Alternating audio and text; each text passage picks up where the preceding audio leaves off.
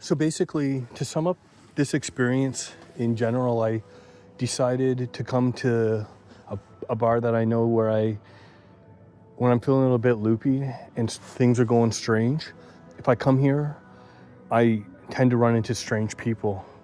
So I met this guy. I wanted to come here for the Leafs game, and this guy, I walk in first, and everything seems kind of normal, and I sit at the bar. And before I can sit down, this other guy sits down right beside me. And I'm like, where did you come in? Like, I was just outside filming. Like, there was no one there. There was no one waiting. I just walk in, and before I can sit down, this other guy just sits down. And he didn't come from the bathroom because he didn't have anything in front of him. And he orders a drink. And I'm talking to myself on my phone. And he's kind of like, this guy's talking to himself on the phone kind of vibe. So I'm not thinking much. He's not really talkative. It's obvious when someone wants to talk. And so neither of these guys wanted to talk. And just as I was about to give up, this guy comes in and sits down on the other side of me. And he's like, put on the Leafs game. All loud and shit. And I'm like, okay, here we go. Obviously, I'm supposed to talk to this guy. At that moment, the other guy gets up, leaves $10 on his bill and walks out. Kind of strange that you would come in for one beer or one rum and coke and leave. But that's what this guy does, apparently. The bartender just randomly mentioned that later when I was talking to him. I'm friends with him, and I told him about my night, and he basically said, yeah, no, that's normal. He comes in. And I was like, okay. And then I told him about the other guy, and I was like, this guy's a bit of a character. And the bartenders were like, yeah, totally.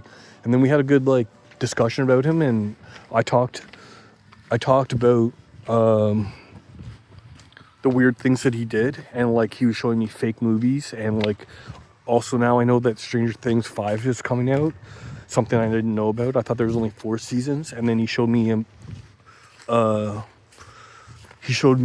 something for Taken 4, and he says it's a fake movie, and I didn't really follow what he was getting at. He was a little strange, and he didn't really talk to me. He would talk to me, but he didn't listen to what I said.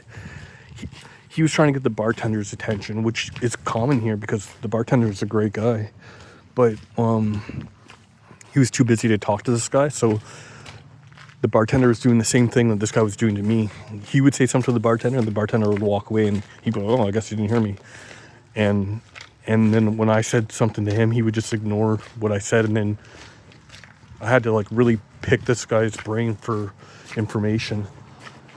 Normally it's not that hard, but I did catch a few things that were strange. There was no basketball game.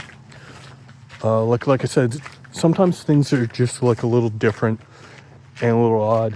And I can tell that this guy lives in a strange reality too, because I live in a strange reality. And when I'm feeling strange, when I go to the bar, it's almost like the universe puts a strange person next to me. So I tried to catch a bit of that.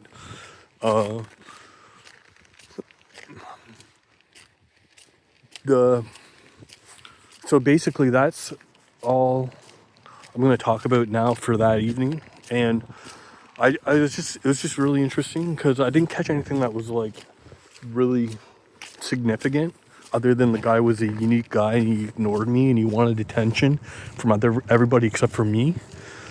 And then I said at the end to him, I had a really good time talking to you, and he was kind of surprised. He was like, oh, really? What's your name again?